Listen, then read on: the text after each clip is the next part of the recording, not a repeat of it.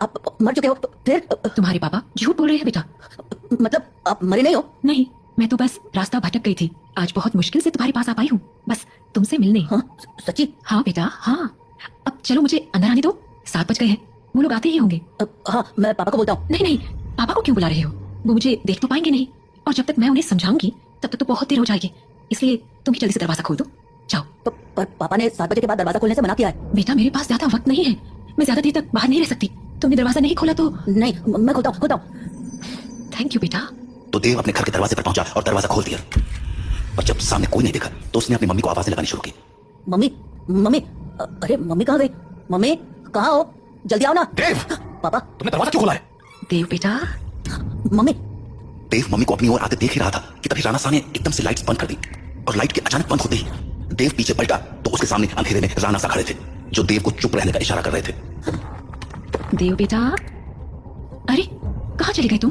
देखो मैं आ गई, मम्मी से नहीं मिलोगे? देव देव।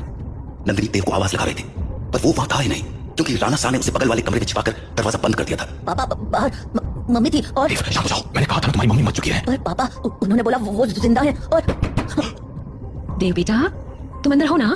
दरवाजा नहीं खोलोगे? तुम्हारी मम्मी आ गई, दरवाजा खोलो बेटा। पापा कोई आवाज मत करो। लेकिन पापा मुझे मम्मी से मिलना है। तुम्हें अगर सच में लगता है कि वो तुम्हारी मम्मी है तो उनसे कल सुबह मिल लेना, ठीक है? पर अभी के लिए शांत हो जाओ। राणा सा, ओ राणा सा, अरे मिलने दो ना मुझे देव से। कब तक झूठ बोलोगे उससे कि मैं मर चुकी हूँ? राणा सा, आप सुन रहे हो ना?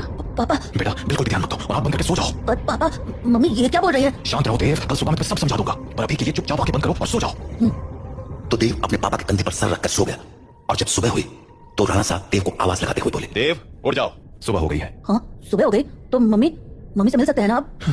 आओ मेरे साथ, तुम्हें तुम्हारी मम्मी से मिलाता हूँ। लेकिन जैसे ही दोनों कमरे के बाहर आए वहाँ कोई नहीं था। हाँ मम्मी कहाँ गई? मैंने कहा था ना कि वो तुम्हारी मम्मी नहीं थी। पापा वो मम्मी जैसे ही बात कर रही थी। बेटा मैंने समझाया था ना तुम्हें, पर्दे लगाने के पीछे की सबसे बड़ी वजह यही है कि हम उन्हें देख ना पाए, उनकी बातों में ना आ पाए। जैसे कल तुम आ गए। पर वो बोल रही थी कि वो मरी नहीं है, जिंदा है। अगर वो मर गई है तो यहाँ कैसे आ गई?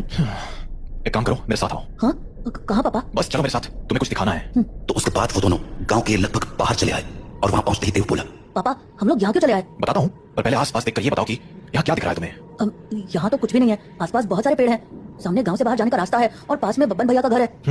तुम्हें कहीं पर कोई बस दिख रही है क्या? हाँ वो उस तरफ एक पुरानी सी बस है। क्यों? बेटा ये वही जगह है जहाँ तुम्हारी मम्मी की मौत हुई थी।